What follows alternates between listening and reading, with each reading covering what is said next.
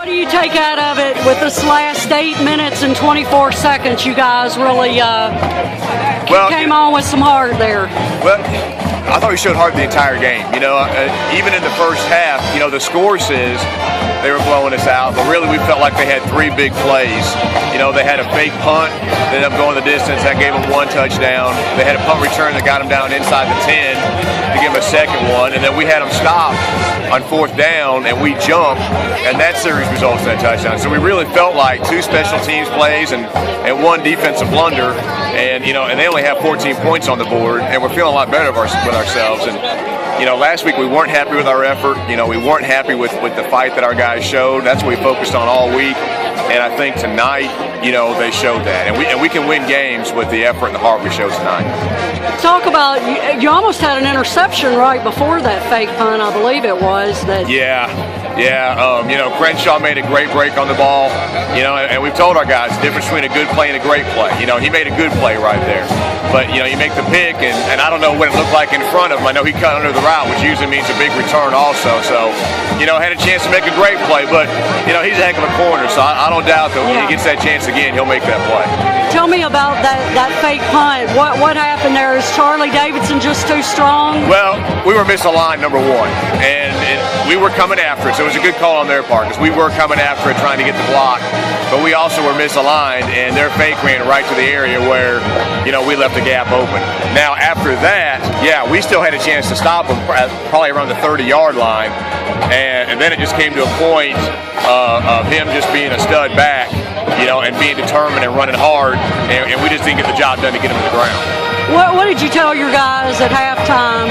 You know, just leave it all out on the field? Yeah, we told them they had done exactly what we wanted in the first half as far as the effort they were playing with, and we revisited those 3 plays and said, hey, you know, if it was 14-0, you know, how would you feel right now? And they said, well, we feel pretty good. And I said, well, then don't worry, don't think of it as 35. You know, think of it as being 14, and let's go out and keep playing, you know, the way they kept us close in that game. And again, that's what they did. They came out, they played hard, they did what we wanted them to do, and we can build on that. Where do you go from here? You got O2 again going up against Centennial, and you face CPA and Blackman, teams that'll probably go deep in the postseason.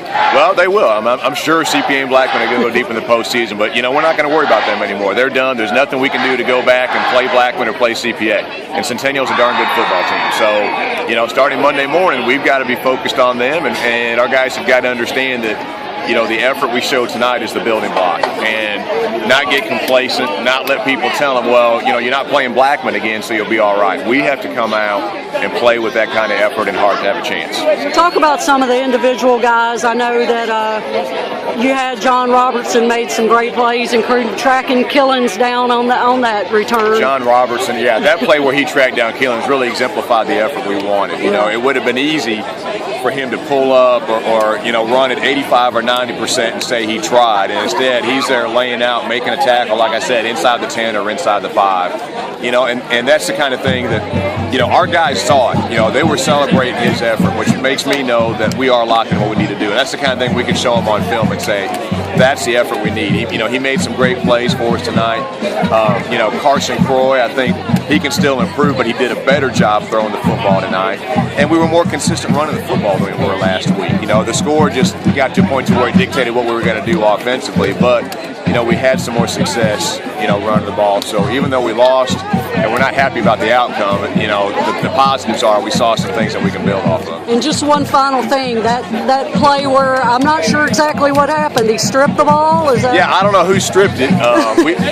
But we work a turnover circuit every week, you know, and it finally helped us out. That came to fruition a little bit. We got a strip. John White didn't just fall on it. You know, John White reached down, scoops it up, and scores. And you know, again, that's from having people around the football. If we weren't flying to the football, we wouldn't have had somebody else there to pick up the fumble. It would have just been laying on the ground. So, you know, those are the things we need to do.